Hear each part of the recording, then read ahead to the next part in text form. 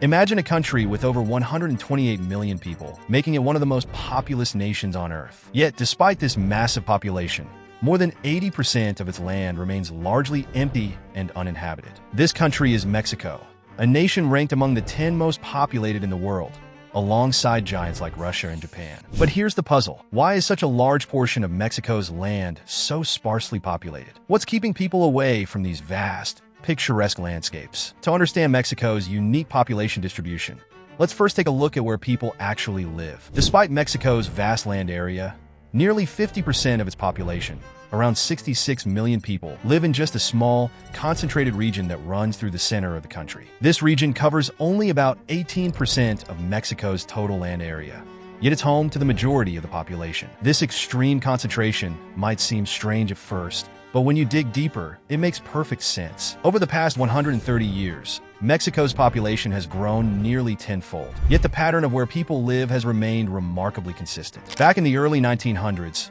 Mexico conducted its first nationwide census and found that about 55% of the population lived in this same central region. Fast forward to today, and the percentage has hardly changed, despite the technological advancements and population boom. So, why has this pattern remained so stable? The answer lies in the geography of Mexico. The country's landscape is incredibly diverse, but much of it is challenging to live in. To the north, vast deserts stretch across the land, where arid conditions make large-scale agriculture nearly impossible without extensive irrigation systems. To the south, tropical jungles dominate, creating an environment that is equally inhospitable for large human settlements. These extremes leave a relatively narrow strip of land in the center of the country, where the climate is more temperate and the land more fertile. This region, known as the Trans-Mexican Volcanic Belt, offers a milder climate with sufficient rainfall, making it an ideal place for agriculture and human habitation. This area is home to some of Mexico's largest cities, including Mexico City,